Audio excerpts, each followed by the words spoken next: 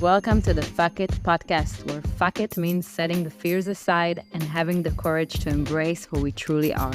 On this podcast, we're going to dive deep with you into the juiciest and most transformative aspects of life, and hope they will offer valuable insights and practical tools to support your well-being and growth. We're here to remind you that you're not alone on this adventure called life. So grab a seat. Fuck it. So, you started raising in previous episode about taking space in a relationship. Yeah. What do you want to say about that? I want to say that one of the biggest things that changed in our relationship, we talked about the open relationship that has so many aspects and things we can talk about, but I think that one of the key elements of our relationship that keeps it healthy and balanced is the practice of taking time apart.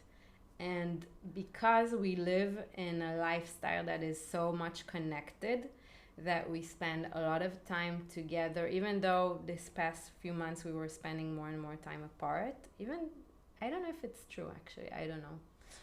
But yeah, in a life where we have the same friends in common, we work from home, we like to do the same things, and things are very intertwined. The practice of taking time apart intentionally, for me, it's really a concept that uplifted and changed our relationship, which is something we were kind of doing before, but now I think we do it. We do it every year, and it's so powerful. Why are you not responding? Because I thought you were going on. Oh, I can go on. But the connection to what we were talking about in the previous episode was that recently what we did was a good friend of ours left to Bali for 3 weeks, and she offered her apartment to stay. And so we've done in India, we had an apartment, we took space, like you went to the north to Pushkar and I stayed in Goa for 2 months, and then the first time we actually did it was in Rishikesh. That was during lockdown, and we were kind of forced to live separately for 2 months.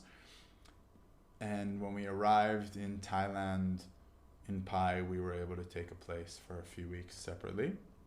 But in Koh Phangan, because of the prices, it was too expensive to take a place. And this was nice, like taking a place, living separately for, was it 2 weeks or 3 weeks? 3 weeks. 3 weeks. Connecting to like the heaviness that we were having in our relationship as well, and allowing you the space to kind of self-retreat. And then, because again, I think living in a 15-year relationship, living the lifestyle that we live, constantly together, 24/7, sleeping together all the time, then there's something that happens to the relationship and it loses the passion, the fire, we don't miss each other. We are best friends and it's amazing to hang out. Obviously, we also have our quarrels and our shit. But there's something about when you left for 3 weeks, suddenly I was like, whoa, I miss her. And the first few days, it was really hard for me. I was feeling this sadness inside me and loneliness and missing you. And then like having you over for a date. I was assisting in a men's retreat, and then I remember coming on the way home just to say goodnight to you, and then we hung out for a few minutes, and it's like going back to the days when we were dating, and there's something cool about that and exciting. And I think the lifestyle we used to be living in Israel, if we would share that back then, suddenly a couple that's married living separately for a few weeks is like, what's happening? What's wrong? And we did have our struggles. We did have our stuff, but it's coming from a healthy place of like, wow, this is nice. Suddenly I can sleep alone and wake up alone. And I have a lot more to say, but feels like you want to say something. No, there's so much to say. But I think taking it back to a practice, it's like, can we use this time to uplift us as a couple? Can we create a practice that is actually supporting us? And I think that is something that we discovered over the years. There were life circumstances that brought us apart in different occasions, like you mentioned, lockdown, and then I went to build my business in Pushkar. But then we realized that, oh my God, it's actually helping us, and we want to cultivate it in our relationship. And this is a point that is important because it relates back to what you just said about what does it mean about us, and is it something to be scared of? Because people were asking us when we were spending time apart, is like, is everything okay with you guys? Like, I was leaving the apartment for a few weeks and people were asking questions like, is everything okay? And I think it's really interesting to share that with people and be like, this is a practice that is helpful. And when you're in a relationship, taking time apart is actually healthy and fun, and it brings up a new perspective to the relationship. So I think that to answer people's question, what can you learn from this? How can you cultivate this in your relationship in a way that supports you, and give permission to that? Because I think that when we're in a relationship, there is a fear that if we're going to do things separately, it means that we're growing apart. And people are scared of it, maybe. And we're here to say, no, it actually brings you closer together. But there is that element of distance. Like, in the end, like I said, I'm feeling closer to you now because we're in Bali, right? Together, we have, not in Bali, because we're spending more time together. But I guess it really depends, because sometimes you can spend a lot of time but be really distant, or be fighting, or be doing things that are distancing each other, and actually taking space and being in our own energy can bring us closer. And sometimes you actually need to be physically close in order to feel closer. So it's something that is very individual, and I think every couple can play around with it, but should not be afraid of it. Yeah, but I want to suggest, if you're going through a rough time, don't be afraid to take time apart. Like, don't be so scared of it. And then also be mindful of what the couple need. Maybe now we need to spend more time together. At that time, I was going through my own process. I was going through my heaviness, and actually being apart was healthy. It was giving me space to process more things, to learn how to take care of myself without depending on you. It gave you space to experience yourself. And then I think if Bali wouldn't come, I think naturally we would feel like, let's spend more time together. Because after the time apart, there is a moment where we want to spend time together. And then going on a holiday together, going for a weekend together is actually what is needed. So it's like noticing what is needed in each moment and doing that. I think it's also a healthy antidote, or some way to keep like a finger on the pulse of codependency. Mm-hmm. Because what is codependency? Codependency, I think it's that for me, it boils down to acting out of fear and lack with you. So what do I mean? Let me see if I can articulate this properly. But if I am feeling that you are filling in the space for my boredom, for instance, if I am feeling that I need physical touch, which is a healthy thing, but I need it constantly from you. If I am feeling that I am feeling lonely and you are there around me waking up in the morning, if I'm feeling that I'm going through my shit and I need to talk to you, I need to unload whatever's in my mind onto you, and then you are listening to me, which is beautiful and amazing. It's a healthy thing in a relationship. But if every morning that's happening, then I'm looping you into my stuff, and then now you are getting lower. You don't have the capacity for that. And also I think specifically what was happening was that I'm like in the energy that you are having, which is a heavy energy, and that's bringing me down. Then taking that space apart, and those few days at the beginning, like I said, where I was feeling extra lonely and I was really missing you and then I feel like, whoa, there's that codependency there. And I need and want to learn how to be independent and be in my own space. And even small things like going to a restaurant on my own. So that feels weird. Sitting at a restaurant on my own. Do I automatically take out my phone? Do I not? When I'm sitting in a restaurant with you, then I don't have to feel that. I don't feel weird. But there's something beautiful about that. Reaching out to friends, spending time with them. For me, what it feels like, codependency is when I lose my power. I depend on you to, like you said, like this is what it means to me, is that I lost my power and I'm giving you all the power to my feelings, my protection, my providing, like I expect you to provide for me the emotional and physical needs. And when I step away from that and step into my own space, I am coming back again to my sense of self and my ability to take care of myself. So like you said at the beginning also, it's like, it's weird because it's nice that you take care of the water for me and I don't need to take care of it myself. It's nice that you do the grocery and then there's always take food. Care of the water, you mean refilling? Yeah, in Thailand you have to go, it's like going to the well and getting water and bringing it back. Take care of the water, you just throw that out. Yeah, but it's these little things. And when I was living alone in the apartment, it forced me to take care of myself, and I came back to my power from that.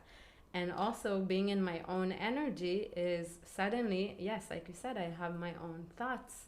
I'm not constantly affected by your thoughts. I have the opportunity to spend time with myself, and that was really powerful.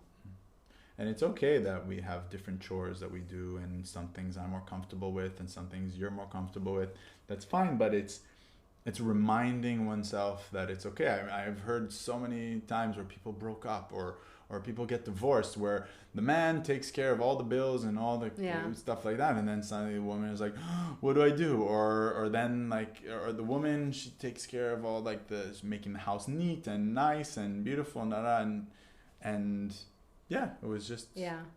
And now I want to challenge people who are listening to us, because I can hear a voice already saying, yeah, but you guys, you don't have children, or you guys, you can like walk away and change countries, whatever you want. I have commitments, I have work, I have 3 children.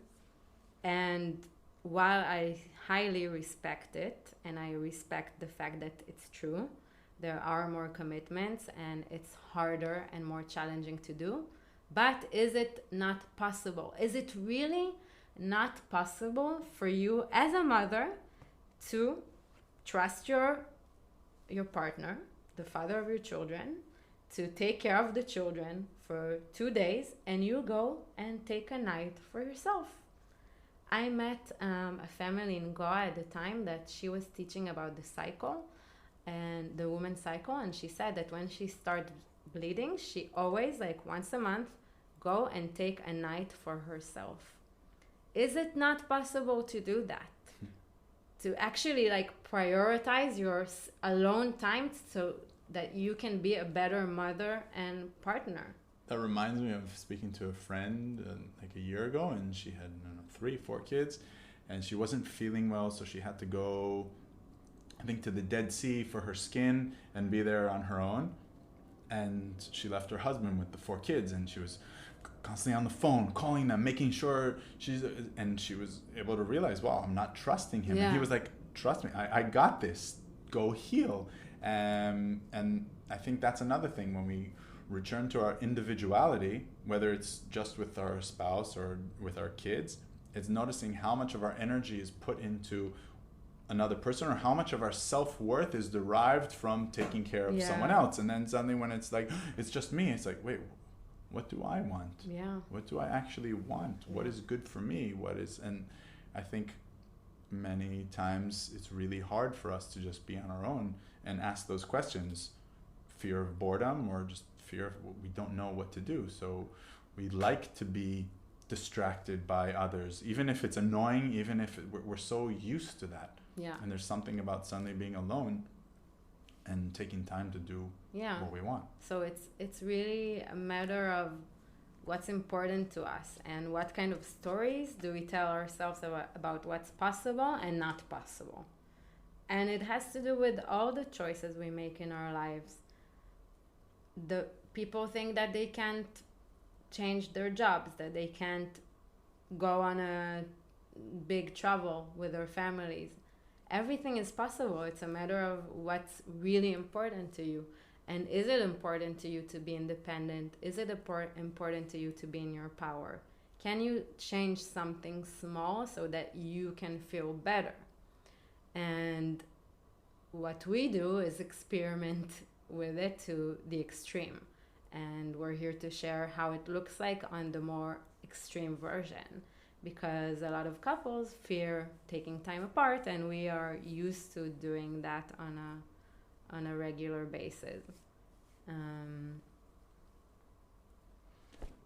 Another thing is kind of bringing in the topic of non-monogamy, but another thing that is interesting when we are living together, then it's more complex to see people, to go on dates, because we're more like, if you're going on a date, then you have less freedom, because for us it's healthy to notify each other when, like, we check in at 12, right?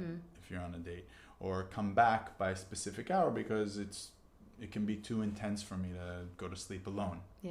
But if you're living on your own for a while, then it gives you that freedom, and there's something nice about that. For me, it was nice. I was able to go on to meet some women, and not, even if nothing happened, nothing sexually or not, it was just nice to have that freedom and not have to check in and not have to come back home at a specific hour, or even just go out with friends.